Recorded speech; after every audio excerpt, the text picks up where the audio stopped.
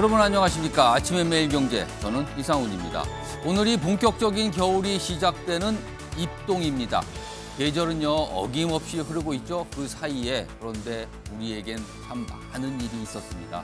이번 주 한 주도 빠르게 지나가겠지만 할 일을 하면서 그리고 후회하지 않는 하루하루를 만드는 것, 이것이 지금은 굉장히 중요할 것 같습니다. 일명기사 바로 출발합니다. 먼저 매일경제 소개해드리죠. 자, 매일경제 일면 톱기사, 우리나라, 중국, 북한 뭐 여러 가지 얘기가 적혀 있습니다. 자, 북한 탓에 한국과 중국 관계 냉랭해졌다. G20 곧 열리죠? 그런데요, 이 회의에서 정상회담, 한중 정상회담이 난항을 겪고 있다는 겁니다. 무슨 소릴까요?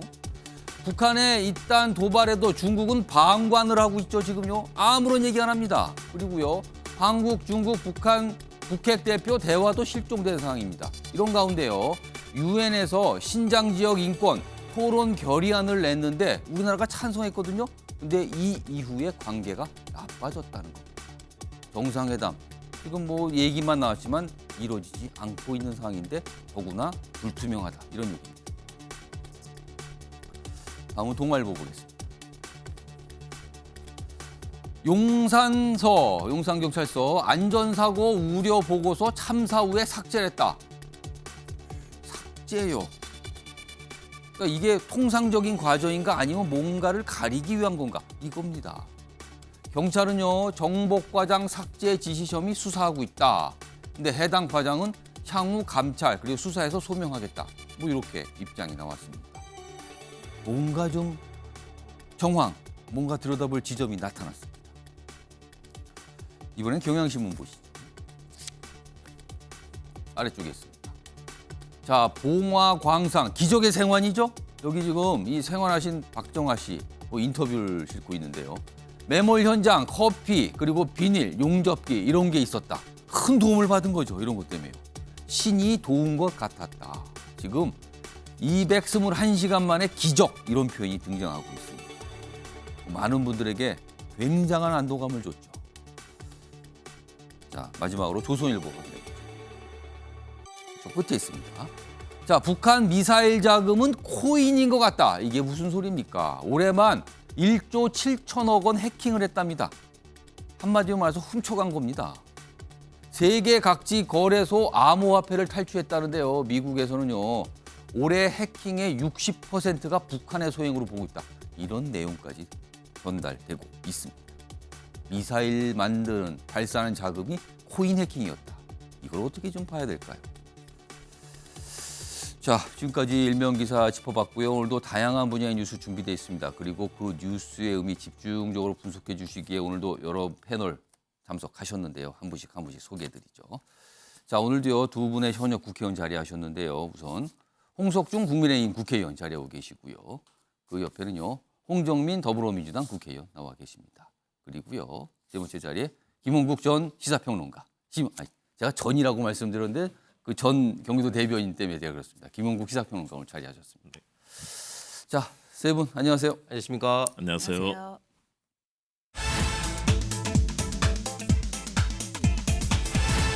아침의 매일경제 첫 번째 키워드 확인해 보겠습니다. 뒷짐 등장입니다.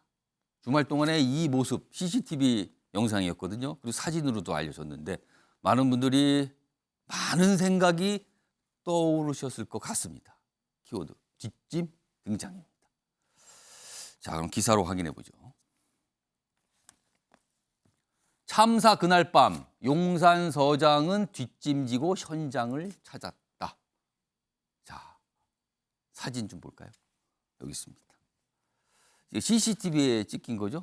지금 여기 보면 뒷짐을 진 인물이 있죠. 여기 용산 소장입니다. 여기 보면 이임재 전 용산경찰서장, 지금은 전이 붙었죠.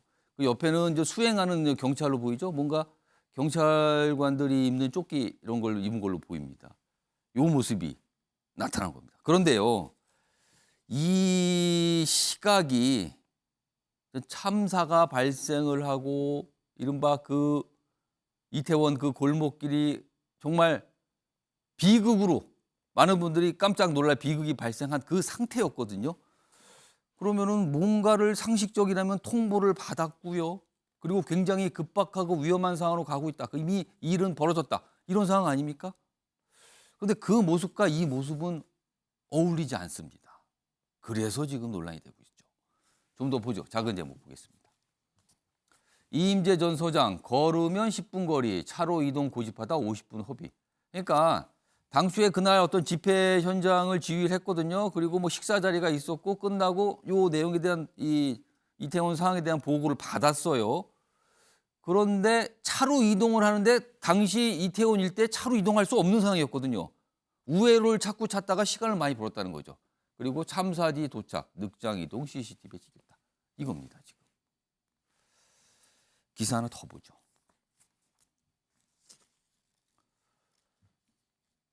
지부 늑장에 경찰 기동대 85분 뒤에 도착했다. 그러니까 참사 1시간 뒤에 출동 지시를 받았다.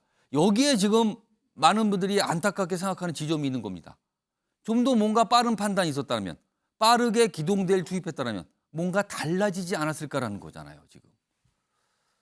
그리고 마약 당소반은 사고 30분 뒤 투입. 그런 가운데 앞서도 봤던 이 CCTV 영상이 공개가 된 겁니다. 이겁니다, 지금. 이 얘기 좀 해보죠. 김우국 평론가께요. 늑장이란 단어가 이번 참사에 어떻게 경찰의 대응 키워드처럼 됐습니다, 지금요. 그런데요, 지금 이 뒷짐을 지면서 뭔가 향하고 있는 이 모습, 이건 굉장히 좀 상징적으로 보입니다. 이거 어떻게 좀 이해해야 될까요? 일단 상상하기 어려운 일이죠. 예. 왜냐하면 156명의 우리 외국인을 포함한 우리 정말 20대 젊은 남녀들이 예. 몰살을 당했던 시간 아니겠습니까? 이임재 전 서장이 9시 24분에 예. 설렁탕집에 도착합니다. 그 앞에 여러 가지 관련된 집회, 대통령 뭐 퇴진 그렇죠. 집회라든가 여기 마치고 나서 23분을 소비했습니다. 그래서 9시 47분에 출발을 합니다. 예. 그리고 나서 녹사평역에 도착한 시간이 11시쯤 되거든요. 아, 제가 어제도 걸어봤고요. 며칠 전에도 가서 걸어봤는데 제가 좀 빠른 편이어서 5분도 걸리지 않습니다. 아. 5분도 걸리지 않는 거리를 10시 55분에서 이제 11시 5분 사이에 도착합니다. 1시간 걸린 거거든요.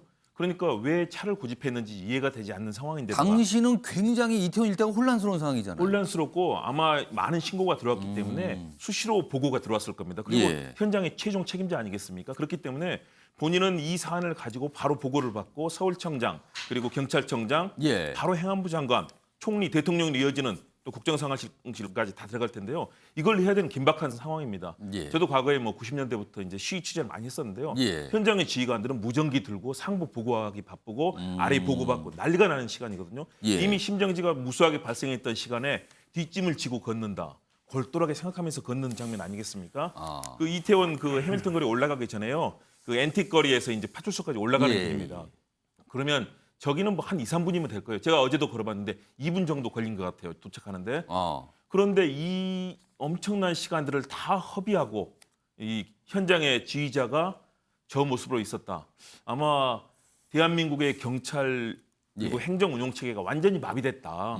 다시 말해서 국민들이 가장 기댈 수 있는 곳은 우리 공권력 경찰 아니겠습니까? 현장에서 제복을 입고 있거나 그런 예. 분들만 보면은 바로 달려가서 구조 요청을 할 텐데 어제도 현장 가니까 그곳에 이제 많은 그 시민들이 모여 있는데요. 예. 단 한마디도 하지 않습니다. 수백 명이 모여 있는데 뭔가 응어리진 모습으로 있던데요.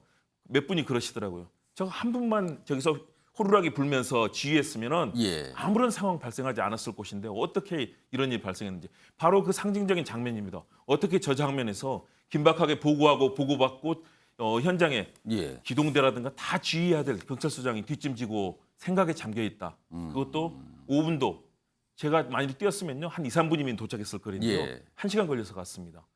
다시 말해서 대한민국의 국민을 지키는 예. 경찰은 존재하지 않았다. 대한민국 정부도 존재하지 않았다. 그 속에서 156명의 청춘들이 정말 목숨을 잃었던 충격적인 대참사 비극이었습니다. 경찰서장이면은 일선의 지휘관이잖아요, 사실은요. 뭐 비유를 하자면 그렇습니다. 일선의 지휘관입니다. 그런데 여기서부터 뭔가가 작동이 잘 안 된 걸로 보입니다. 지금 여러 가지 정황, 사진, 뭐 여러 가지 시간으로 설명 이런 거에 그렇게 보여요. 그리고요 그 윗선이었던 서울청장, 경찰청장 등 역시 굉장히 늑장이라는 표현 말고는 달리 표현할 길이 없는 상황이었습니다. 많은 분들이 지난주에도 이 관련 뉴스 계속 전해지고 보도가 됐을 때 안타까움이 있었는데요. 이게 지금 이어지고 있는 모습이에요. 조금씩 더 나오고 있습니다. 다음은 이 상황과 관련된 정치권의 움직임이죠. 애도 기간이 지난 5일로 끝났습니다. 그리고 주말을 보냈습니다. 그 상황입니다.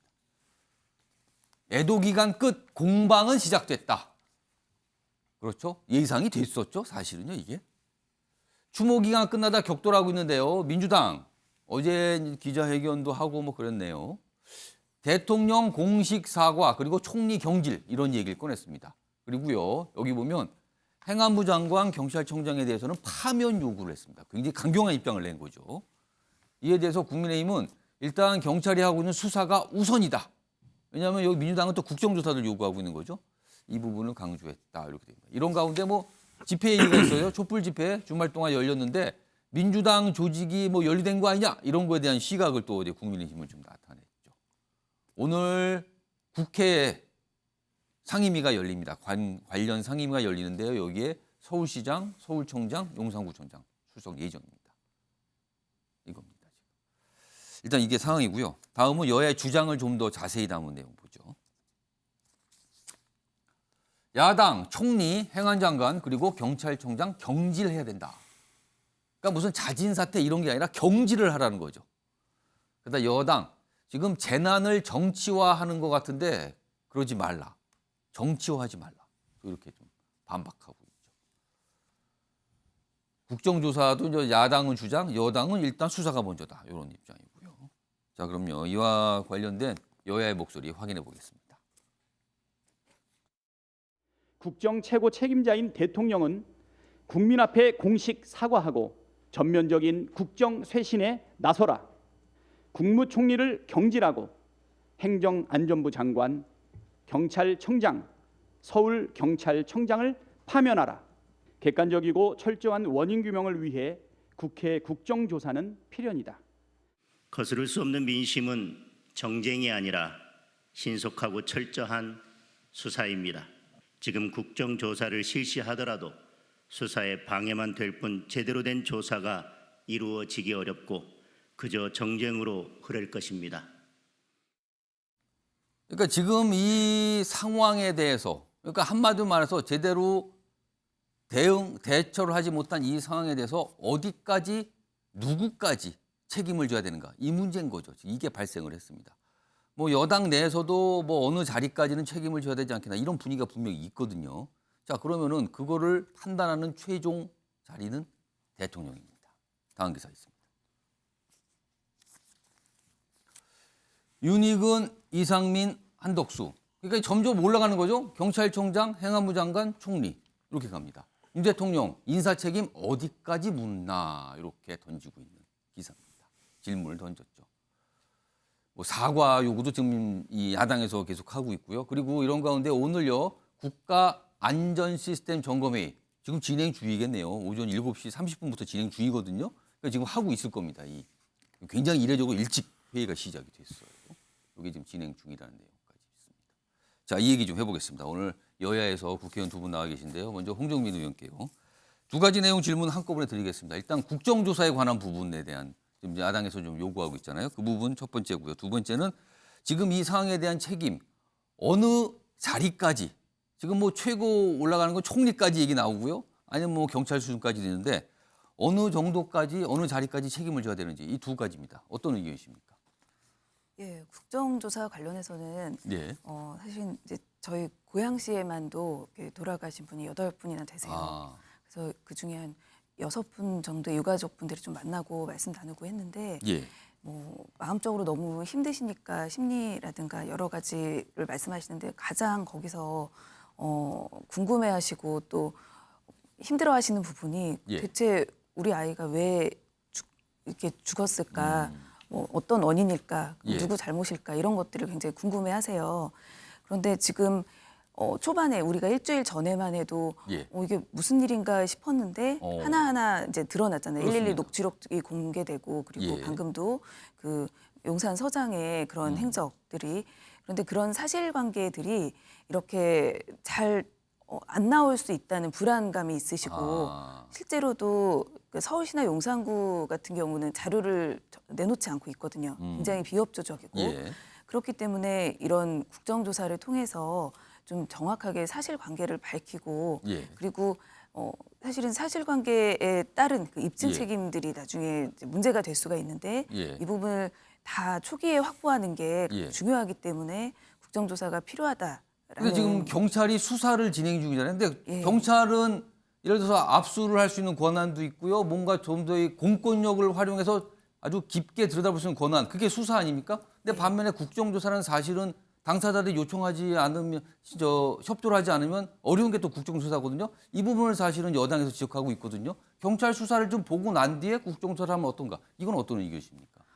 사실은 그게 그 지켜보자라는 건데 그 방금 말씀하신 수사가 굉장히 그 오래 걸릴 수도 있어요. 예. 근데 방금 저 말씀드린 것들은 그 초기에 확보하는 자료들 그리고 내부 이제 문건들 이런 부분에 대해서 초기에 뭐 이렇게 삭제가 된다거나 은폐가 될 것 같다는 이제 우려가 있으시고 예. 그리고 실제로 자료를 요구했을 때도 잘 나오지가 않는 부분이 많이 있고요. 예. 그리고 실제로 이게 광범위하게 예. 지금 집중되는 수사는 주로 경찰에 대한 수사잖아요. 예. 이제 그 부분은 오히려 약간 셀프 수사일 수 있다는 그런 의견도 있고 더 중요한 거는 이제 지자체들이나 각각 이제 공무원분들이나 여러 가지 예. 전반적인 정황에 대해서 그 증인이나 참고인으로 불러서 하고 예. 그 부분에 또 청문회까지도 가능하고 그렇게 되면 위증이 적용이 될 수가 있습니다. 예. 그래서 그렇게 사실만을 말해야 되는 부담이 있기 때문에 그렇게 그냥 뭐 망신주 이런 상황은 아니고요. 다만 좀 여당의 적극적인 협조가 없으면 예. 이 부분이 국정조사 결정 자체에 너무 길어지면은 의미가 또 없지 않을까 이런 생각도 듭니다. 자, 그리고 이번 상황에 대한 책임은 어느 정도 선까지, 어느 정도 자리까지 올라가야 된다고 보십니까? 예. 사실은 정말로 그 법적인 책임까지 질 정도로 지금 예. 실제로 특수본에서도 예. 그 뭐 업무상 과실치사나 직무유기 그다음에 공문서 위조까지도 허위공문서 작성죄까지도 검토 중인 그 용산 전 서장 그리고 자리를 제대로 비우지 않거나 기동대 부분 여러 가지가 있는 뭐 경찰청장 또 이 모든 책임을 사실 윤석열 대통령도 특별 재난 지역으로 예. 선포할 정도로 이렇게 사회적으로 엄청난 참사에 대한 재난 총괄인 이상민 장관의 어느 정도의 책임이 상당히 있고 예. 이 부분에 대해서 정치적 책임은 당연히 있다고 생각합니다. 예. 법적인 책임을 떠나서. 그런데 이 부분에 대해 아직도 신중론이다라고 하는 부분이 사실은 잘 이해가 되지 않아요. 지금 사고가 발생한 지 굉장히 긴 시간이 예. 흘렀지 않습니까? 그래서 이제 초반에 아마 이 부분에 대해서 명백하게 밝혔으면 정말 좋았었겠지만 지금이라도 이 부분에 대해서 책임자에 대해서 어느 정도 그러니까 적어도 행안부 장관은 당연히 해야 될 것 같고 이 부분에 대해서 예. 총리인까지도 예. 아마도 고려를 좀 해봐야 되지 않겠나라는 생각은 듭니다. 오늘 국회 행안위가 열리죠. 여기에 좀 행안부 장관 등등등 출석을 합니다. 오늘 아마 글쎄요, 공방전이 벌어질까요? 아니면 일방적인 어떤 지적을 하는 자리가 될까요? 뭐 그건 좀 기다려봐야 알 것 같습니다. 홍석준 의원님, 네. 일단 국정조사 관련해서는요. 그러니까 지금 민주당이 국정조사를 하면서 여러 가지 이유를 좀 설명을 하는데 그 중에 하나가 경찰에서 벌어진 일을 경찰이 수사하는 게 맞는가? 이른바 셀프 수사. 이거 한계 있다. 그러니까 국정조사가 필요하다. 이렇게 얘기합니다. 어떤 의견이십니까? 예, 검수완박으로 인해서 사실은 이제 검찰이 수사권이 이런 중대재해에 없다는 것이 상당히 이런 측면에서 굉장히 뼈아프고 좀 아쉬운 면이 있습니다. 그러나 경찰도 본인들 조직에 어떻게 보면 명운이 걸린 문제 아니겠습니까? 그렇기 때문에 단순히 셀프 수사라고 해서 예. 부실 수사로 끝나지는 않을 거고 조금 전에 이제 홍정민 의원도 말씀하셨습니다만은 지금 경찰 내에 조금 전에 이제 용산경찰서장 뒷짐지고 있는 저거는 저도 공직자 출신이지만 도저히 이해할 수 없는 그런 어떤 상황인데 예. 경찰 내부에 지금 현재 보고라든지 여러 가지 관리 시스템 자체가 예. 완전히 무너졌다는 것이 지금 드러난 이런 어떤 상황에서 경찰 내부에 수사는 당연한 것이고 예. 그리고 경찰 내부만 할 것이 아니라 당연히 용산구청이라든지 예. 서울시청도 그렇게 당연히 할 겁니다. 예. 그런데 지금 경찰이 지금 강제 수사를 하고 있는 와중에 국정조사가 지금 병행해 버리면 예. 지금 굉장히 정치적 공방으로 흐르는 과정에 이 강제 수사에 어떻게 보면은 실효성이 담보되지 않고 굉장히 방해가 될 가능성이 많습니다. 예. 그렇기 때문에 지금은 강제 수사권이 있는 경찰에 일단은 수사를 지켜보는 것이 지금 현재 시점에서는 맞다. 그리고 만약에 이것이 이제 국민의 어떤 의구심을 예. 풀지 못한다면은 뭐 당연히 그때는 뭐 특검이든 국정조사든 해야 되는 것이고 거기 관련해서 지금 국정조사를 하는 것은 오히려 강제 수사에 저는 예. 방해가 지금 될 뿐이다. 그러니까 원칙적으로 뭐 국정조사를 안 한다 하지 말자 이게 아니지만 지금 시점은 아니다라는 그 그렇습니다. 말씀인가요? 예, 그러면은? 그렇습니다. 그리고 당연히 이런 어떤 수사의 결과 어떤 책임을 져야 되는 분은 당연히 책임을 져야 되겠죠. 예. 지금 현재 드러난 걸로 봐서는 당연히 뭐 용산서장이라든지 또 1, 2 상황실장은 뭐 사태를 넘어서서 이제 형사 책임까지 질 가능성이 지금 많을 것 같고 예. 그리고 직접 완전히 이제 지휘 라인에 있는 서울청장 또 예. 경찰청장까지도 저는 책임에서 면하기는 어렵지 않겠나. 그러면 지금 사실 야당의 관심사는 행안부 장관 이상이거든요. 행안부 장관은 직접적 어떤 지휘선은 아니지만 국민적인 이런 어떤 상황, 특히 이제 그래서 이제 경찰의 어떤 수사를 한번 예. 봐야 된다는 그런 어떤 말씀을 미리 드린 것이고 예. 그런데 지금 뭐 총리라든지 이런 것까지 지금 민주당에서 하시는 것은 지금 우리나라가 지금 현재 이태원 지금 비극적인 사고도 있습니다만은 북한의 지금 전방위적인 어떤 도발이라든지 예. 특히 또 미국 FOMC의 지금 연속적인 자이언트스텝으로 지금 경제적 상황도 굉장히 지금 현재 민감하고 지금 위중한 그런 어떤 상황입니다. 그래서 이렇게 내각을 전체를 지금 다 흔들어서 과연 지금 대한민국에 어떤 이로움이 있을 것인지 이런 어떤 부분에 대해서는 좀 신중하게 생각할 필요가 있다. 이런 것을 너무 지나치게 요구하는 것이 국민들에게는 좀 정쟁으로 저는 비칠 가능성이 있다고 생각합니다. 홍석준 이렇게 추가로 제가 하나 짧게 질문 드릴게요. 용산구청장 책임론도 굉장히 강하게 나오고 있거든요. 근데 그분은 선출직입니다. 사실 국민의힘 소속이거든요. 네네. 국민의힘에서는 좀 어떻게 좀 바라보고 계십니까? 굉장히 좀 그 용산구청장이 물론 이제 주최측이 없는 어떤 행사이기 때문에 법적인 어떤 책임을 용산경찰서장하고는 또 달리 접근을 좀 해야 되지만 그러나 관할 지자체장으로서는 굉장히 좀 아쉬운 감은 좀 있다고 생각합니다. 사실 지난주 나온 보도 보면은 위험 사항을 파악한 거 본인이 뭔가 보고 파악한 것 같은 그런 정황을 보여주는 사항도 나왔거든요. 지금요? 네네네. 그러면은 국민의힘도 사실은 굉장히 부담스러운 상황 아닙니까? 그렇습니다. 네. 그래서 이거는 이제 결국 이제 정치적인 어떤 그런 문제이기 때문에 좀 더 이제 수사 사항을 좀 지켜봐야 될 것 같습니다. 지금 두 분 말씀 들어봤지만 아직은 이제 똑 부러지는 어떤 판단을 하기가 좀 어려운 상황이에요. 오늘 국회 좀 상임위 열린다 그랬죠. 오늘 많은 분들 지금 이번 이 참사와 관련돼서 비판을 받고 있는 분 그리고 비판을 하고 있는 분 뭐 등등등 많은 분들 정치인들 포함해서 뭐 정부에 소속된 인물들 참석합니다. 굉장히 많은 얘기들이 오갈 거예요. 아마 내일 아침에도 그 소식 전해드리지 않을까 생각이 좀 됩니다.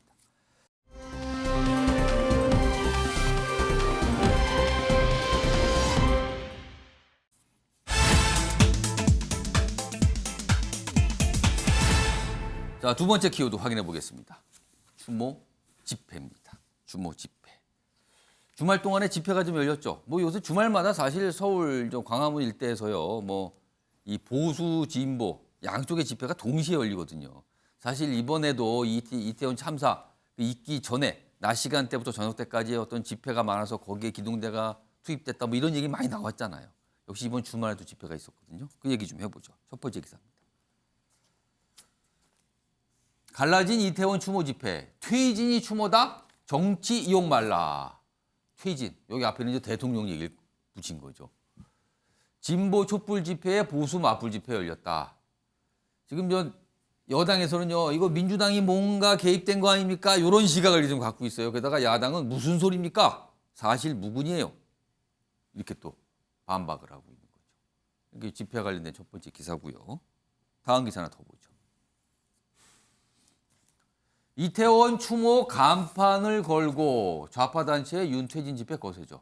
그동안 주말마다 윤석열 대통령 퇴진 이런 목소리를 내는 집회가 있었어요. 근데 이번에 이 집회에 추모 집회가 섞인 거죠. 같이. 그러니까 추모와 동시에 퇴진 이런 게 나온 겁니다. 그러니까 이거에 대해서 뭐 일부 언론 그다음에 이 여당 굉장히 문제 제기를 계속 하는 거죠. 뭐 이 기사도 그런 맥락입니다, 지금요. 자, 그럼요. 지난 5일 이 이제 촛불 집회로 불리죠. 이 집회 영상 그리고 이후에 어제 주말 동안 여야에서 내놓은 입장들이 있습니다. 동시에 묶었습니다. 보시죠.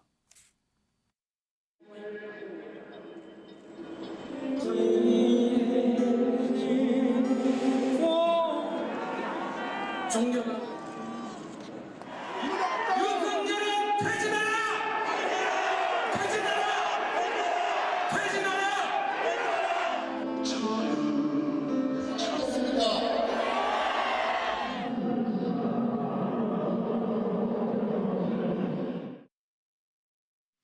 어제 오후 촛불 승리 전환 행동이라는 단체는 서울시청 광장 인근에 모여 윤석열 정부 퇴진을 외치면서 대통령을 향한 욕설도 서슴지 않았습니다. 소중한 생명과 국민의 슬픔마저 정치적 선동에 이용한 대가는 결코 작지 않을 것입니다. 촛불 집회와 관련된 당의 의견은 지금 현재 공식적인 의견은 없습니다. 텔방에 가입이 되어 있는 의원이 몇 사람 있다라고 하는 것은 보도로 보았고요. 예, 텔방에 이름이 있다 그래서 그것이 당의 공식적인 입장이다라고는 절대 얘기할 수 없고요. 지금 추모 집회뿐 아니라 최근에 있는 시민 집회에 있어서 의원들이 일부 참여하고 있는 것은 저희들도 확인되고 있는데 그거는 의원들이 개인적으로 판단하고 개인의 행동이다 이렇게 보시면 될 것 같습니다. 자, 그러니까요. 이 추모 집회 그런데 거기에 퇴진 이런 요구 목소리가 섞여 들어가 있는 거예요. 지금 같이 나왔죠. 이걸 두고 국민의힘에서는요. 보아하니까 민주당도 뭔가 동조하는 거 아닙니까? 일부 의원들은 뭐 관여하고 있는 거 아닙니까? 이런 얘기를 한 거죠. 그거에 대해서 민주당은 그런 거 없습니다. 당에서 무슨 관여를 합니까? 그리고 그런데 참석하시는 의원들 개인적인 차원에서 간 겁니다. 이렇게 약간 방어를 하는 상황입니다. 이 상황입니다. 임원국 평론가께요. 추모 집회 뭐 곳곳에서 있습니다. 그리고 애도하는 분위기잖아요. 근데 여기에 윤석열 대통령 퇴진 목소리가 같이 나오는 겁니다. 그 자리에서. 아, 이거는 좀 어떻게 봐야 될까요? 바로 이 순간에서는 여야가 이 부분을 정치적 쟁점으로 만들어서는 안 된다. 왜냐하면 지금 국민의 목소리는 다양하거든요. 아까 예. 두 분 의원님께서는 굉장히 신중하게 말씀들 하시는데요. 예. 제가 듣는 국민들의 목소리는 분노 그 자체입니다. 단지 지금 표출을 애도 기간이었기 예. 때문에 표출을 안 하고 있었을 뿐이고요. 정말로 우리나라에 대통령도 없고 정부도 없고 총리도 없고 경찰도 없었다. 국민은 각자 도생해야 되는 그런 상황에 대해서 엄청난 분노를 갖고 있기 때문에 예. 대통령에 대해서 비판하는 시각들이 분명히 있을 수 있습니다. 예. 그리고 대통령이 사실은 공식적인 사과 제대로 안 하고 있잖아요. 사실 어떤 종교 행사에서 참석된 자리에서들 한 종교 거죠. 행사에서 예. 이렇게 어떤 입장을 표명한 것이지 사실 이 사안은요. 제가 과거에 김영삼 정부 때부터 청와대 출입도 하고 국회 출입도 하고 많이 했던 경험에 따르면요. 예. 이건 내각 총사퇴 당연히 할 수밖에 없는 사안입니다. 아니 전 세계 외국인 26명을 포함해서 예. 26명을 포함해서 156명이 몰살을 당하고 346명이 부산까지 포함해서요. 대참사입니다. 지구촌에 이 정도 되는 사안 뭐 9번째라고 하지 않습니까? 예. 역사상. 이런 사안이 벌어졌는데 여기서 자기 책임을 떼겠다라고 책임을 자꾸 회피하거나 호도하거나 발뺌하는 거 있을 수 없는 일이거든요. 예. 진솔하게 대통령부터 또 책임자들은 다 사과해야 되는 거고요. 직을 예. 내놓아야 됩니다. 공무원들, 공직자들은 항상 칼끝 위를 걷는 마음으로 국민을 섬겨야 된다고 하지 않습니까? 예. 자기 직에 연연하면 엄청난 일이 터집니다.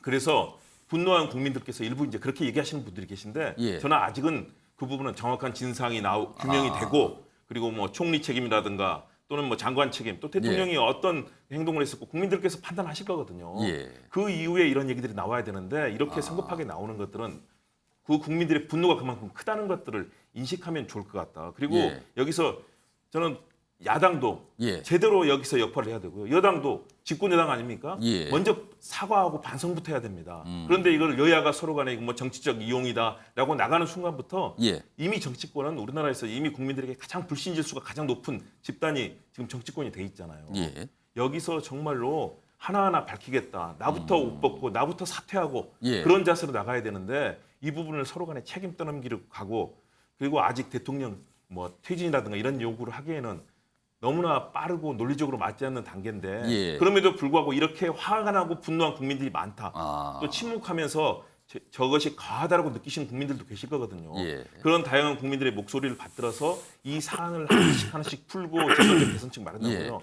과거에 국정조사가 3번 열렸습니다. 예. 삼풍 때 열렸고 세월호 때 열렸고 가습기 때 예. 다양한 제도를 만들어서 법적인 책임 물을 건 물고 제도적인 입법 해야 될 것들 또 제도적인 예. 미비점들 재발 방지책 마련해야 될 것들 다양한 차원이 이루어져야 되기 때문에요. 앞으로 진상 규명이 이루어지고 책임자 처벌이 이루어지면요. 여기에 따라서 국정조사 특검 할 수밖에 없을 겁니다. 어떻게 예. 경찰에게 셀프 이 감찰을 맡깁니까? 분명히 이 일이 곧 다가올 텐데 지금은 정말로 하나하나씩 밝혀나가고 그 이후에 책임자에 대해서 명확하게 물어야 된다. 너무 빠르게 대통령 퇴진 얘기하는 것은 너무 빠르고 과하다. 예. 저는 그런 말씀 드립니다. 자, 이번에 홍석중 의원님. 네. 국민의힘은 조금 의심을 하는 거죠, 민주당이? 뭔가 저 촛불 집회와 지금 민주당 의원들이 뭐가 관련이 있는 거 네, 아닌가? 네. 약간 그런 시각을 갖고 계십니까, 지금? 예, 그럴 수밖에 없는 게 저 단체는 대통령 선거 직후부터 이제 윤석열 정권 퇴진을 요구하는 그동안 어떻게 계속 보면은 퇴진을 요구하는 예, 그런 좀, 집회였다. 대선 불복 어떤 성격의 그런 어떤 그 집회를 계속 했던 단체입니다. 그런데 최근에 이제 김용민 의원을 비롯해서 민주당 의원들이 이제 참여하기 좀 시작했고 김용민 의원의 발언이 좀 논란이 됐었죠. 그렇습니다. 그리고 텔레그램에 이제 민주당이 이제 조직적으로 이제 동원했다는 그런 언론 보도도 지금 나오고 있지 않습니까? 예. 그래서 민주당 입장에서는 지금 여론에 좀 동향을 보는 것이 아닌가. 당연히 이제 여기에 이제 관계가 되어 있는데 그러나 좀 지나치게 가서는 또 여론에 좀 역풍을 맞을 수가 있으니까 여론에 좀 동향을 보는 게 아닌가 싶은데 좀 전에 말씀 우리 우리 시청자가 우리 예. 말씀하신 것처럼 지금은 원인 규명을 지금 철저히 해야 될 예. 지금 단계입니다.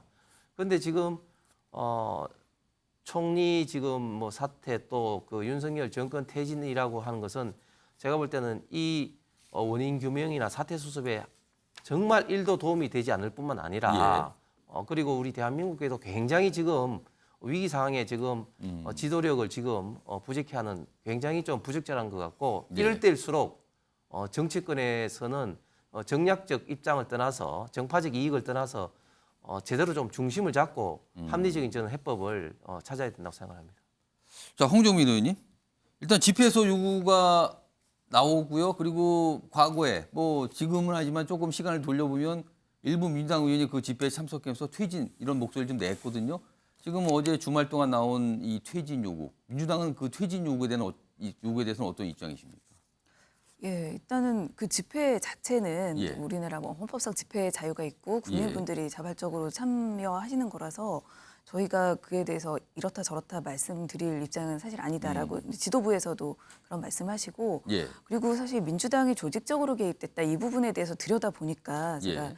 텔레그램 방에서 뭐 초대돼 있었다 어떤 이름의 예. 뭐 몇몇 의원분들이 뭐 그 방에 있다라고 있었다. 하는데 그 부분은 사실 대선 때도 비슷한 논란이 있었어요. 뭐냐면 온갖 그런 텔레그램 방에 의원들이 강제로 저도 많이 초대가 됐는데 예. 심지어 그런 방 같은 경우는 알람도 꺼 있어요. 그래서 이제 초대돼 있는지도 몰랐고 알았다 하더라도 이렇게 뭐 나올 방법이 그러니까 그렇게까지 의원님들이 많은 텔레그램 방에서 활동을 하고 있지는 않아서 그래서 예. 그 부분은 정말 몰랐다고 말씀하시는 의원님도 계시고 예. 그래서 그 알지도 못했을 뿐 아니라 진짜 뭐 조직적으로 뭔가를 했다고 보기에는 아직까지는 밝혀진 게 저희로서는 저는 예. 없다고 봐요.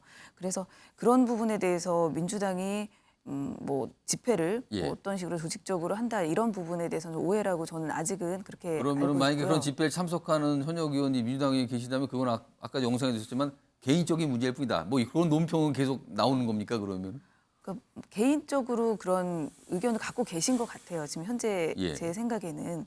그리고 이것도 저의 개인적인 견해인데 예. 실제로 지금 국정조사를 요구하고 있지 않습니까? 필요성이 있다고 하고 이제 오늘부터 예결위가 본격적으로 시작이 되고 예. 그리고 윤석열 정부의 그 예산 부분에 대해서도 저희가 상당히 문제의식을 갖고 있고 예. 이 이태원 참사 부분에 대해서도 어떻게 해결할 거냐 이 부분에 대해서 사실 저희도 그러니까 윤석열 대통령이 거기서 만약에 뭐 퇴진이라는 용어가 나왔다면 왜 그게 나왔는지를 한번 더 고민해봐야 된다는 생각이 듭니다. 실제로 책임자에 대해서 뭐 어떤 진상 규명이나 처벌이나 아니면 대책에 예. 대해서 좀 공식적으로 뭐 사과도 그렇고요 나온 바가 없지 않습니까? 근데 이런 부분에 대해서 그 국회 내에서 실제로 이런 예. 뭐 진상 규명이든 뭐 후속 대책이든 정말로 진지한 사과라든가 뭐 이런 부분에 대해서 당연히 필요하기 때문에 현재 국회의원으로서 역할은 당 내에서 그러니까 국회 내에서 예. 정말 뭐 예산이든 위기 관리든 재발 방지에 대한 시스템이 이렇게까지 작동을 안 하게 된 원인이 국회의원들한테도 있지 않겠습니까? 입법이든 뭐 이런 예. 감시의 불비라든가. 그래서 지금은 민주당 내에서도 이런 국회 내에서의 역할이 중요하다는 입장이라고 저는 생각합니다. 굉장한 비극이잖아요. 참사입니다. 일단 가장 중요한 거는 이런 일이 다시는 또 한 번 벌어지면 안 된다는 겁니다. 그걸 위해서 뭔가를 해야 되는 거죠. 그리고 그 과정에서 문제가 있었던 그리고 뭔가 잘못을 했던 인물에 대한 책임을 묻는 겁니다. 이거잖아요. 가장 중요한 거는. 자, 근데 이게 정치권으로 오게 되면 자칫 엉뚱한 방향으로 튀는 경우, 우리 과거에 경험이 좀 있었어요. 많은 분들, 지금 정치권도 사실은 조심조심 그런 부분을 좀 의식하고 있는 것 같거든요. 오늘 패널 분들도 그런 쪽의 말씀들을 좀 계속 일관되게 해주고 계십니다.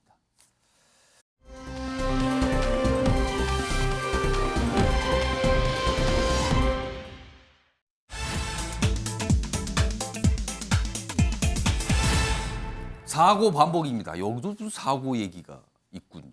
근데 반복입니다. 사고는 반복이 되면 안 좋은 건데요. 지금 반복되고 있다는 겁니다. 기사로 확인해 보겠습니다. 오늘 두 가지 내용이 준비되어 있는데요. 첫 번째 보겠습니다. 많은 분들이 정말 다행이다고 생각을 하셨죠? 이 매몰된 봉화군에서 이 매몰된 아연광산이잖아요. 여기에 좀 이 작업을 했던 두 분이 매물 때문에 갇혔는데 정말 기적적으로 생還을 하셨거든요. 이 얘기인데요. 자, 보겠습니다. 근데 어떻게 생활했을까? 이겁니다. 생존 3대 원칙을 지켰던 겁니다. 여기 두 분 계셨거든요. 이 두 분들이 세 가지 원칙 그대로 실천을 했다는 거예요. 첫째가 뭐냐면 체온을 유지해야 된다. 두 번째가 물과 영양소를 확보해야 된다. 그리고 마지막으로 생존 의지가 있어야 된다는 겁니다. 세 가지인데 그럼 볼까요? 일단 여기 그림을 좀 비춰주세요. 여기 보면 체온 유지를 과연 어떻게 했을까? 여기 보면 갱도 내 비닐로 텐트를 만든 거예요. 뭔가 바람을 막을 수 있고 온도를 유지할 수 있는 거죠. 그리고 널판지들을 활용해 모닥불을 피웠습니다. 역시 이거 체온 유지야. 직접적으로 관련돼 있군요. 일단 이런 모습이 하나 있었고요. 그다음에 영양소 보급. 자, 깜깜한 갱도 아닙니다. 도대체 뭘로? 열 가까이 되는 시간이었잖아요. 뭘로 지금 영양 보충을 했을까? 이겁니다. 많은 분들이 주목했죠? 믹스커피입니다. 믹스커피 18개를 일단 3일에 걸쳐 섭취했고요. 그러면 다 떨어졌잖아요. 그 이후에는 이 갱도에 떨어지는 물로 식수를 삼았답니다. 유지를 한 거예요. 물론 그 식수가 깨끗하지 않았겠죠. 그렇지만 일단 급한 대로 그걸로 유지를 한 거죠. 그리고요, 여기 있습니다. 생존 의지입니다. 두 명이 같이 계셨습니다. 한 명이 고립됐을 때와 두 명이 고립됐을 때는 약간 다를 수도 있어요. 서로에게 용기를 준 거죠. 그리고 뭔가 이 드릴 작업을 하는 그런 소리가 들리면은 막 희망이 생기는 거죠. 누군가 우리를 찾고 있구나. 이런 겁니다. 여기 수분 보충은 뭐 천장에서 떨어지는 지하수를 마셨다고 합니다. 이런 겁니다. 정확하게 지켰네요, 지금. 이런 조건도 맞았고요. 자, 그럼요. 이와 관련해서요. 작업조장이죠? 박정아 씨. 지금 뭐 병원에 입원돼 치료받고 계신데 뭐 언론 인터뷰 중에 한 말이 있습니다. 들어보시죠. 한 50m 정도 거리에 있었으니까 우동 쾅쾅 막 그 쏟아지고 붕괴가 되는 거예요. 2시간 정도 그렇게 쏟아지더라고요. 구멍이 막혀버리니까 이제 오도 갈 데가 없는 거지. 한 30개를 비닐에다 담아가지고 가지고 내려갔던 거예요. 한 번에 2개를 종이컵 하나 넣고, 그리고 이게 오늘 우리 저녁밥이니까 저녁밥 먹자 그러고 그걸 먹었어요. 커피 믹스를 저녁밥으로 먹자. 그러니까 하루에 하나 정도 드시다가 배고플 때는 뭐 2-3개씩 드셨대요. 그러니까 이게 오래는 못 가잖아요. 그렇지만 그 커피 믹스 덕분에 상당 기간 몸을, 체력을 유지할 수 있었던 거죠. 굉장히 소중한 거였습니다. 그게. 천만다행으로 그게 거기 있었군요. 그게. 자, 그런데요. 일단은 굉장히 뭔가 좋은 일로 끝났잖아요. 생활하셨으니까요. 그렇지만 사고 자체는 벌어졌던 겁니다. 따져볼 게 있습니다. 다음 기사입니다. 사고, 은폐, 부실 대응. 뭐 이런 소리가 나와요, 지금. 봉화의 기적 뒤에 커지는 의혹들이다. 노후갱도 안전, 이게 무방비 상태 아니었는가. 그렇다면 인재로 볼 수 있다는 거죠. 좀 더 자세히 보겠습니다. 여기 보시면 지난 8월에도 한 명 사망인데요. 붕괴 사고가 있었습니다. 그럼 이거 전조가 분명히 있었잖아요. 희생자가 발생했는데.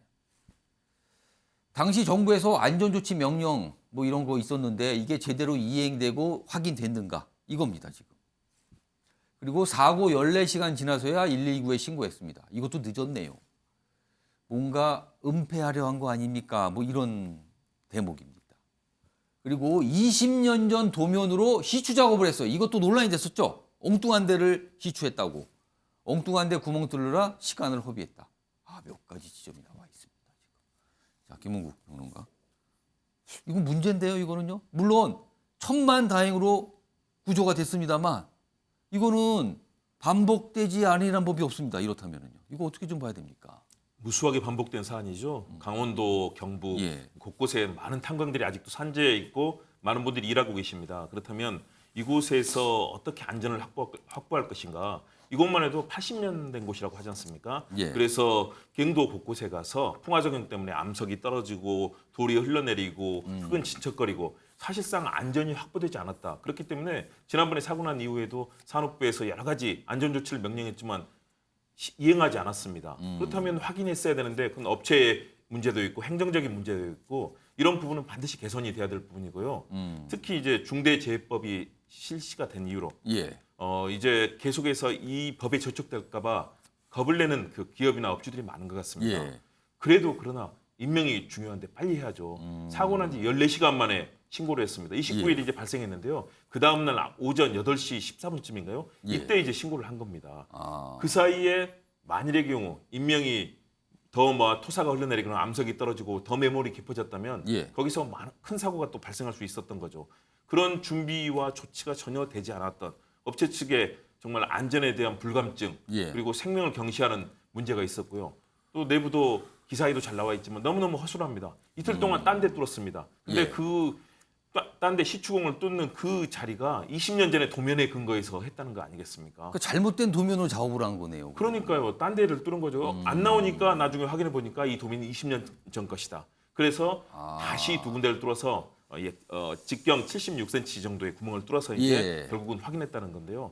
곳곳에 드러납니다. 안전 불감증, 기업체, 이 업체 안전 불감증도 있고요. 작업 환경의 문제도 있고요. 또 이를 감시 감독해야 되는 행정관청의 문제도 있고 앞으로도 수많은 갱도에서 탄광에서 무수한 이런 사고들이 발생할 수 있습니다. 제대로 점검하고 이 계기로 아마 총체적인 입체적인 진단도 해야 되고 또 탄광들이 노후된 곳이 많기 때문에요. 대비책들 또 정부에서 지원해서 이런 것들을 어떻게 개선할 것인가 다양한 좀 그런 활동을 행정부처뿐만 아니라 우리 국회에서도 우리 국회의원들께서 좀 열심히 좀 활동해 주시면 좋겠습니다. 사실 이 광산 붕괴 사고는 이태원 참사 이게 시기적으로 좀 겹쳐서 상대적으로 덜 주목을 받았거든요. 천만다행으로 이제 구출이 된 건데 앞서 봤던 한겨레 기사 다시 불러오죠. 이 중간 부분 좀 보겠습니다. 이 부분입니다. 이 부분 좀 크게 좀 잡겠습니다. 여기 있습니다. 여기 보시면 채굴업체가 산업부의 안전명령을 그렇죠. 문제가 있어서 안전명령, 안전조치 명령이 있었거든요. 근데 이 명령을 얼마나 충실히 이행했는지는 확인되지 않는다. 이건 좀 명확하게 뭐가 기록이 남고 확인돼야 되는 부분 아닙니까? 이행했습니다. 이행 안 했습니다. 뭐가 있어야 될 것 같은데 모르겠어요. 아직 언론의 취재가 미치지 못해서 그런 건지 아니면 뭐가 있는데 아직 확인이 안 된 건지 모르겠습니다만 일단 이 기사에 따르면 충실히 이행했는지는 확인되지 않는다라고 돼 있습니다. 뭐 정부 당국이나 뭐 관계자분께서 아마 이 부분에서 뭐 설명을 좀 하실 게 있으면 해야 될 것 같아요. 이 부분은요. 기사 보겠습니다. 큰 제목이 짧게 돼 있는데요. 또 코레일. 철도공사잖아요. 근데 또 코레일입니다. 야간 작업을 하던 30대 직원 열차에 치여 숨졌다. 이거요. 야간 작업을 선로에서 했을 거 아니에요? 그러면 그 음방이나. 근데 열차에 치였다. 이거 같이 가면 안 되는 거잖아요. 작업하면 그 일대는 모든 게 멈춰 있어야 되는 거 아닙니까? 올해만 4번째 중대재해입니다. 한두 번이 아니라는 거죠. 노동부 엄정수사. 지금 중대재해법 시행되고 있는 거 아닙니까? 근데 올해만 4번째다. 이거는 문제가 좀 많이 있습니다. 그리고요. 어젯밤에 또 다른 일도 있었어요. 자, 270여 명이 탄 코레일 열차 탈선 사고가 났어요. 수십 명 부상. 그렇죠. 이건 탈선 사고니까 큰 무슨 사망 사고 이런 건 아니라 부상을 입게 된 거죠. 여기 보면 사진 보세요. 어제 전 밤이죠. 영등포역 부근에서 무궁화호가 탈선해서 운행이 중단됐다. 지금 이게 여러 가지 뭐 문제를 일으키잖아요. 이렇게 되면 사고가 나게 되면 공통점을 앞서 봤죠. 코레일입니다. 분명히 이거 뭐가 문제 있는 거 아닙니까? 이렇게 되면요. 자, 이 얘기 좀 따져볼까요? 홍석주 의원님. 네. 두 가지 기사의 공통점은 코레일입니다. 그리고 지금 중대재해는 4번째입니다. 올해 들어서만. 그렇습니다. 이거는 조직에서 뭐가 문제가 있는 거 아닙니까? 이 정도면요? 큰 문제가 있죠. 저도 사실 어제 대구에서 서울 올라오다가 시간이 한 30분 늦었습니다. 그 예. 이유가 그 영등포 그 이제 탈선 때문에 이제 연쇄적으로 이제 늦어지게 된 건데 저도 이 가방에 오기 전에 이제 한노위에서 일어났던 문제에 대해서 고민을 좀 많이 했는데 사실 이제 OECD 그 국가들 조사에 의해서도 처벌로 인해서 산업재해가 줄어들지는 않습니다. 중대재해 처벌법을 만들 때 많은 논란이 있었던 이유가 기존의 산업안전보건법으로 처벌은 충분한데 중대재해처벌법을 통해서 처벌의 어떤 수준을 이제 CEO 최고 경영제까지 높이는 어떤 그런 걸로 해서 좀 산업재해가 줄어들지 않을까 생각했지만 결과적으로는 지금 줄어들고 있지 않는 거죠. 문제는 시스템을 개선을 해야 됩니다. 예. 방금 같은 이런 어떤 반복적인 어떤 사고 발생됐을 때 어떤 시스템은 분명히 코레일에 내부적으로 문제가 있습니다. 예. 지금 통계를 보면 산업재해 50%가 건설 현장에 일어나고 또 건설 현장의 대부분은 추락 사고입니다. 그렇기 때문에 이런 어떤 측면에서의 안전을 위한 여러 가지 예. 어떤 시설 투자를 예를 들면 비계 설치라든지 이런 걸 해야 되는데 그랬을 때 어떤 그 정부에서 어떤 세제 감면을 한다든지 그런 어떤 시스템적인 측면에 대해서 좀 더 정부가 체계적으로 예. 여기에 대해서 준비 대비를 철저하게 하는 것이 지금 현재 상황에서는 굉장히 좀 중요하다 이렇게 말할 수가 있겠습니다. 그러니까 이게 하루의 시차를 두고 작업 중에 직원이 숨지고 그 다음 날은 열차가 탈선을 하고 둘 다 있어서는 안 되는 거잖아요. 최영철 매일신문 편집위원 지금 오셨는데요. 코레일입니다. 두 가지 자꾸 반복되고 있어요. 사망사고가 반복되고 있습니다. 작업 중에 사망사고. 이거 어떻게 됩니까? 그리고 어제 탈선까지 있었습니다. 제가 코레일을 엄청나게 많이 이용하는데 예. 저도 오늘 아침에 피해자 중에 한 사람인데요. 지금 약간 오늘요 방송이 조금 늦으셨어요 평소보다. 근데 그게 코레일과 관련이 있습니까? 그렇습니다. 오늘 막대한 피해를 내서 오늘 그 거의 모든 아침 열차가 섰습니다.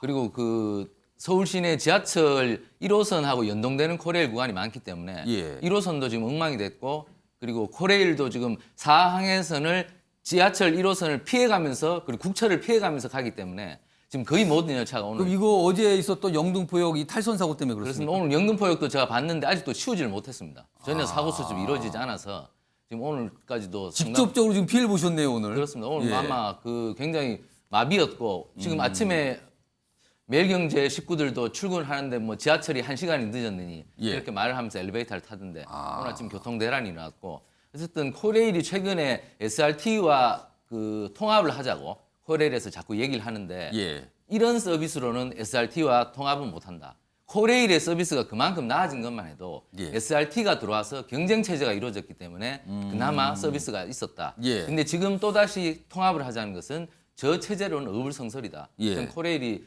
굉장히 좀 정신을 차려야 하고 원희룡 장관이 아마 음중한 조치를 주문하면서 예. 코레일에 대해서 굉장히 수술을 주문하고 나섰는데 예. 아주 뭐 굉장히 좀 발빠른 속도가 필요할 것 같고 그리고 국회에 계시는 두 분 홍 의원님들도 예. 물론 상임위는 국토위는 아니지만 코레일에 대해서 조금 더 관심을 가져서 수술대에 올리는 역할이 필요하다고 생각합니다. 지금요 우리 국민분들이 어떤 이 사고에 대해서 굉장히 민감해졌어요 이제는요. 특히 그 사고로 인해서 목숨이 희생된 경우에는 더 민감합니다. 근데 이것도 벌어졌잖아요 지금. 자, 홍정민 의원님, 중대재해법이 시행이 됐는데도 중대재해가 줄지 않고 있다 이런 지적 계속 나오거든요. 그럼 이것만 갖고 안 되는 거다 아니면 이게 뭐가 문제가 있는 거다 뭐 이런 시각으로 나눠지고 있습니다. 이거 어떻게 해야 됩니까? 예, 뭐 두 가지 다 저도 원인이 있다고 생각합니다. 이제 그 중대재해법이 통과될 당시에도 예. 굉장한 이제 뭐 법 조문 하나하나 가지고 많이 뜯어볼 정도로 그 많은 논란과 뭐 우려가 있었습니다. 근데 실제로 유예가 일단은 길게 됐었고 예. 그리고 50인 이하는 배제가 됐었습니다. 근데 그렇게 하게 될 수밖에 없었던 게 예. 이런 중대재해로 사실은 형사처벌까지 하는 나라가 방금 홍석준 의원 말씀하신 대로 좀 거의 없긴 합니다. 그런데 이제 이 우리나라에선 굉장히 중요한 게 이 짧은 시간 안에 굉장히 압축 성장을 했고 예. 이렇게 강력하게 뭔가 시그널을 주지 않으면 움직이질 않으니까 꼭 필요하다라는 논리였고 다만 그 형사처벌을 한다고 해서 직접적으로 현장에서 다 움직여 줄 것이냐 이 예. 부분에 대해서 세밀하게 법적으로 그 뒤에 안전 매뉴얼이라든가 예. 갖춰지지가 아직은 않은 것 같습니다. 그리고 중요한 것은 사실은 그 매뉴얼을 갖춘다라는 게 말이 쉬운데 예. 이게 비용적으로 엄청난 투자가 이게 수반돼야 되는 것입니다. 실제로도. 그리고 현재로서도 사실은 건설 현장 같은 데에 뭐 대형사가 있는 데는 많이 뭐가 있는데 그 전기 같은 건설 과정에서 전기 감전이 정말 당황스럽게도 정식으로 되기 전에 가설로 돼 있는 상황이에요. 예. 그런 경우에 뭐 예를 들어 장화만 신고 가도 감전 우려가 없는데 너무나 그 사각지대가 굉장히 많습니다. 그래서 사실은 뭐 50인 미만 사업장이라든가 아니면은 그 좀 큰 기업이라 하더라도 투자가 여의치 않은 곳에서는 좀 굉장히 이렇게 방치되고 있는 상황이라고 저는 보여요. 실제로 이게 직접적 인과관계는 제가 들여다보진 않았으나 예. 코레일의 최근 적자 문제가 굉장히 심각하거든요. 예. 많이 뭐 뉴스에서도 다뤄질 수 있는데 예.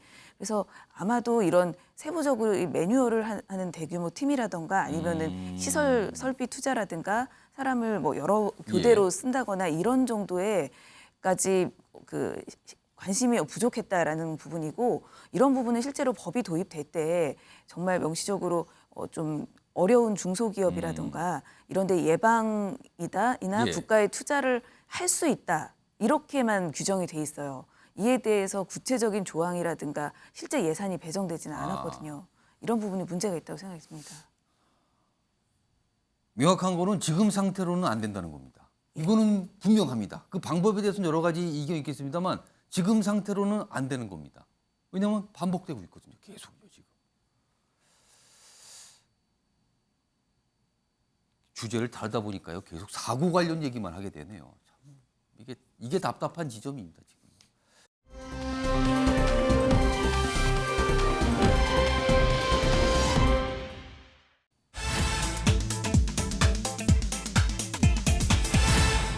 자, 이번 키워드는 다음 단계입니다.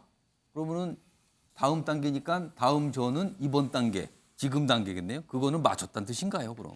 다음 단계로 돼 있습니다. 기사 보죠.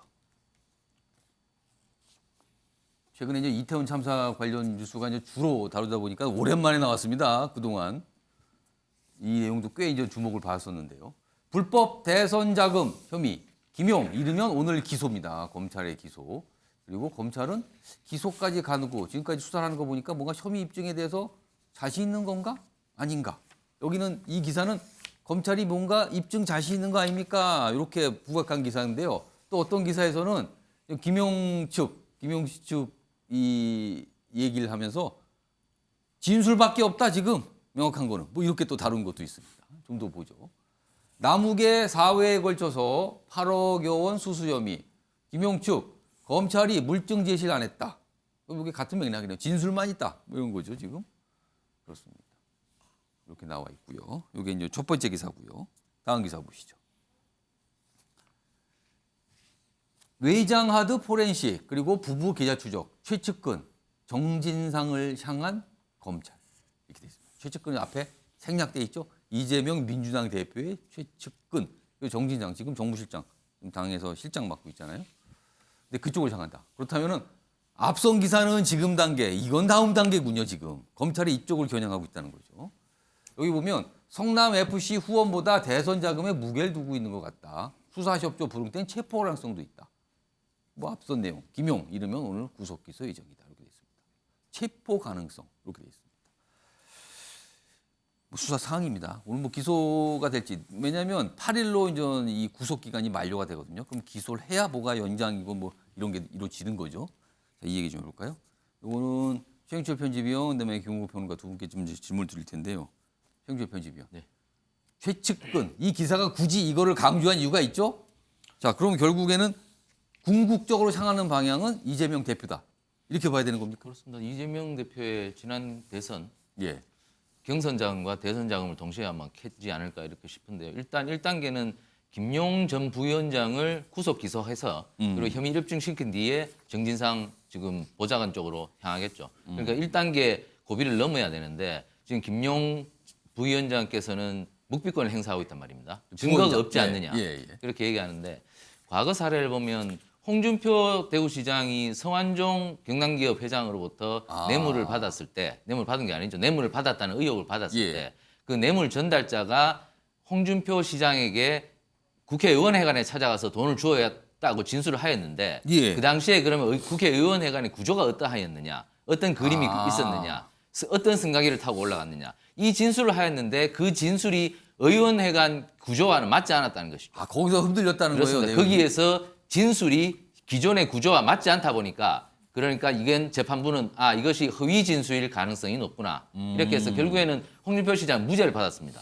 그렇기 때문에 이번에도 김용 전 부위원장에게 돈을 줬다고 진술한 유동규가 유동규 본부장이 돈을 언제 주었는데 장소는 어떠하였는데 그것을 특정하고 나서 그 특정한 장소와 시간에 대해서 어느 정도 구체적인 진술을 할 수 있느냐. 이것이 관건이겠죠.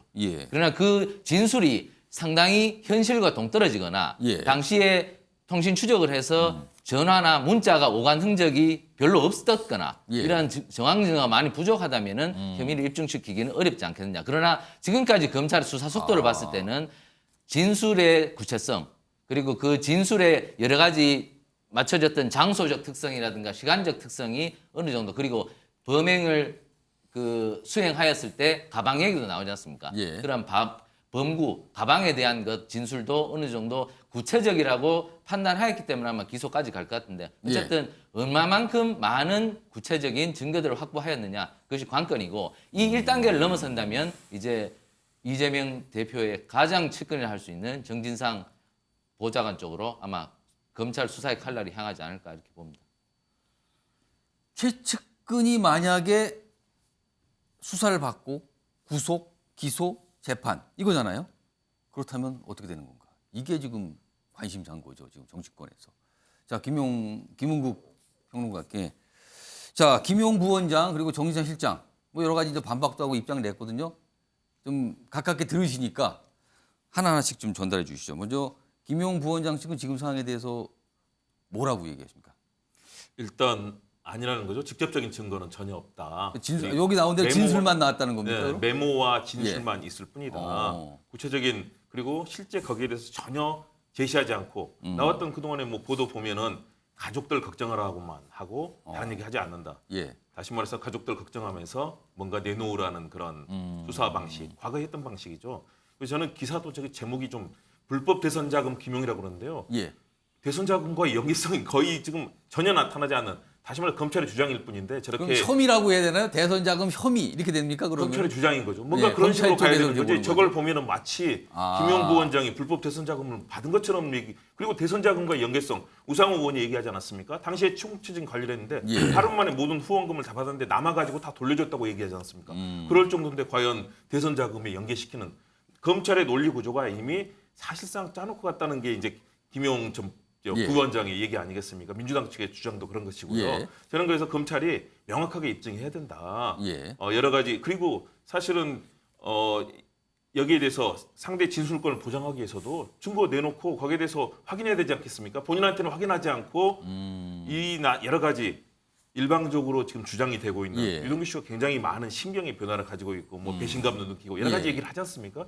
굉장히 적대감과 적개심을 표현하고 있는데 예. 그 속에서 나오는 진술의 신빙성 같은 경우는 과거 수사에서도 별로 그렇게 인정을 못 받았거든요. 재판부에서. 그렇다면 결국 이제 검찰의 창과 방패의 대결인데 과연 얼마나 김용 부원장이 예. 그 당시에 뭐 받았다고 하는 8억 원 정도를 받았다고 예. 하는데 그것도 작년 4월에서 8월이거든요.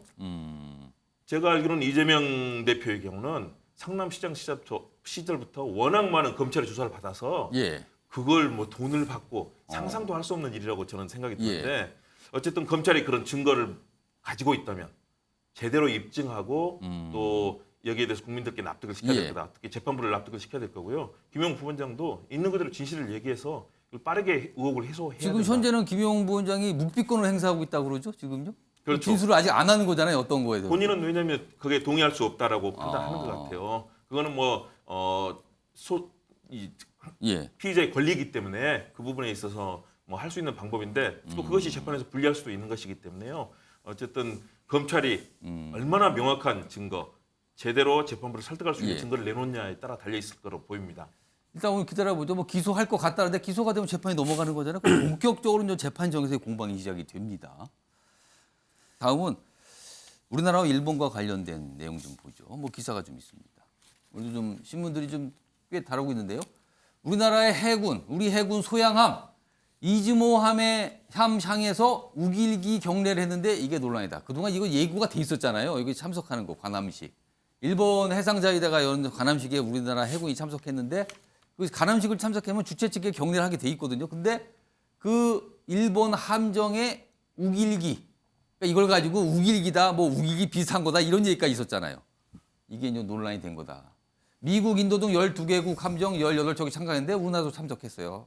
한 척이. 기시다 일본 총리가 이 이즈모함에 올라서 사유를 받은 거죠. 여기 보면 각국에서 격리할 때 기시다 총리는 가슴에 손을 올려서 예를 표한 거죠. 이런 모습이었습니다. 여기 보면 사진 좀 보겠습니다. 여기 보면 여기 일본 해상자위대 함정이죠. 여기 보면 요 깃발 있죠? 이겁니다. 이거 우기기하고 거의 같긴 하네요. 지금. 이게 논란이 됐죠. 그리고 우리 해군이 이 사열을 받는 여기다 경례라는 거죠. 여기 보면 우리 해군들이 경례하는 모습이 있고 여기 태극기 걸려 있고 이겁니다. 이 장면이 있었던 거죠. 이게 사실 예고됐던 건데 뭐 정부에서는 지금 이 북한 위협에 대해서 일본과의 어떤 관계 그다음에 협조 중요하다 뭐 이런 명목을 좀 내세웠습니다. 논란이 이어지고 있습니다. 자 그럼요. 이와 관련된 영상 하나 준비했습니다. 보시죠.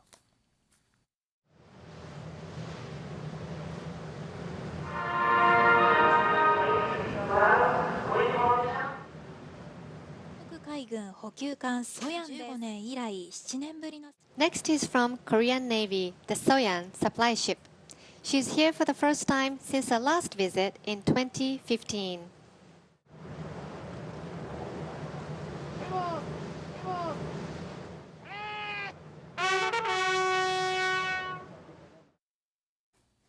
네, 이거에 대해서 좀 홍정민 의원님, 또 홍석준 의원님 두 분, 뭐 제가 시간 조금 드릴게요. 이 상황 한마디 말씀해 주시죠. 어떻게 보고 계십니까?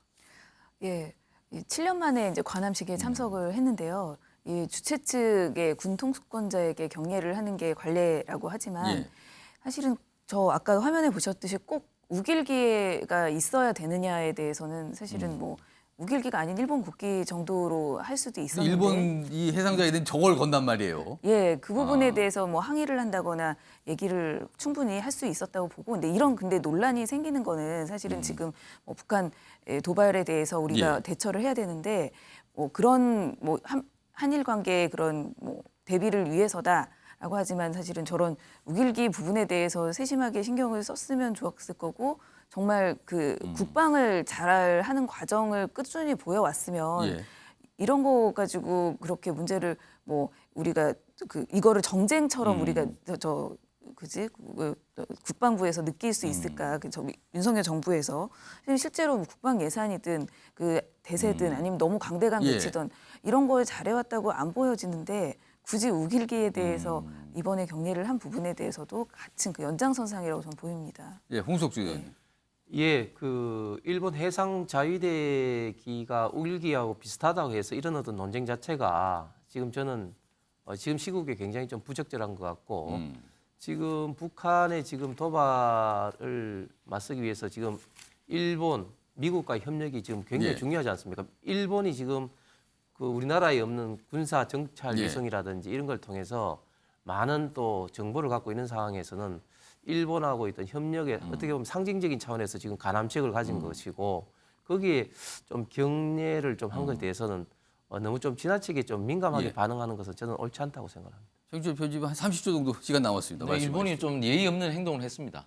저런 것은 저런 깃발을 걸 때도 굉장히 좀 고민이 필요한데 그런 고민이 별로 없었다. 그러나 지금 우리가 굉장히 급하다. 예. 지금 북한의 미사일 위협이 너무나 강대해서 저희가 지금 군대 제대가 한 달 보름이 남았는데 지금 뭐 군대는 굉장히 바빠서 전역 직전까지 훈련을 하고 나가라는 그런 예. 지시까지 떨어졌답니다. 그만큼 지금 우리 군이 굉장히 준전시 상태에 들어가 있는데 우리 안보를 위해서 조금 저런 부분은 지금 이해해야 될 부분이 아닌가 이렇게 생각합니다. 알겠습니다.